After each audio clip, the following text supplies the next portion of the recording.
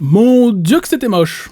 Chien et chat, une comédie française avec Rim Kérissi, Franck Dubosc et Philippe Lachaud en tête d'affiche. Alors ce chien et chat, gracieux ou galeux? Je n'attendais pas grand chose du film, mais j'ai décidé de le voir quand même pour voir ce qu'il avait à proposer. Au début du film, j'y croyais. Il y avait quelques gags plutôt sympas, des moments qui m'ont arraché un rire par-ci par-là, mais alors dès que les chiens et chats en 3D sont rentrés dans le film, ça a tout cassé. Alors visuellement ça va, mais les animations de ces personnages ne sont pas géniales du tout. On est sur un rendu réaliste, mais avec des animations cartoon. Pour moi ça n'allait pas ensemble. Ça m'a sorti du film à plusieurs reprises, alors qu'à côté ils ont fait un Pégag en 3D vachement bien fait. Mais l'autre point noir du film sont les doublages. J'avais un mal fou à ne pas voir Inès Reg dès que cette chatte ouvrait la bouche. Pour moi ça ne marchait pas du tout. Mais après, plus le film avançait et plus ça devenait mal foutu. Principalement car la construction de l'histoire n'est pas top pour moi. On comprend ce que les créateurs ont voulu faire, mais ça manque d'installation, ça manque d'explication, ça manque de setup payoff pour les personnages, ça manque aussi de développement personnel. Pour vous donner un exemple, à force d'être en contact avec des humains, la chatte du film, Diva de son doux nom, a perdu son instinct animal. Elle ne sait plus utiliser ses sens, ni même retomber sur ses pattes. Alors c'est super intéressant pour caractériser le personnage et le faire évoluer, mais le moment où elle va utiliser ses sens et retomber sur ses pattes pour la première fois manque de force. Ça aurait dû être un moment beaucoup plus décisif dans l'histoire pour moi. L'histoire aurait pu jouer sur une peur de sauter par exemple pour montrer qu'elle va dépasser ce blocage à la fin. Ou alors expliquer ce blocage, cette peur de sauter, par un événement personnel pour que l'on se connecte à elle. Idem pour Chichi le chien dont on ne sait rien du tout. A priori c'est un chien errant, mais on sait pas ce qu'il fait là, on sait pas d'où il vient. Ça nous empêche aussi de nous connecter à lui. Il répète tout au long du film que c'est un bébé, mais ça aurait été intéressant de nous montrer en quoi, de nous raconter un peu son histoire. Peut-être était-il dans une fratrie de chiens, mais se retrouvait seul, livré à lui-même. Cela aurait donné plus d'épaisseur à son personnage et la peur qu'il se retrouve tout seul. Cela aurait du coup rendu pas mal de moments du film bien plus forts, bien plus poignants. Au-delà de tout ça, je pense que ce film est plutôt destiné aux enfants, avec des péripéties qui servent pas à grand chose dans l'histoire et des gags à la Tex Avery. Il m'a laissé par moments sur le côté de la route de ce road movie qui aurait pu être bien plus intéressant. En plus, la fin laisse une ouverture, et si suite il y avait, j'espère que les animations 3D seront bien plus travaillées, sinon je passerai mon tour. Bref, je vous le conseille, si vous voulez voir une comédie pas folle qui aurait pu être mieux construite et bien plus poignante à mon goût, ou si vous voulez voir l'incroyable voyage, mais en nettement moins bien.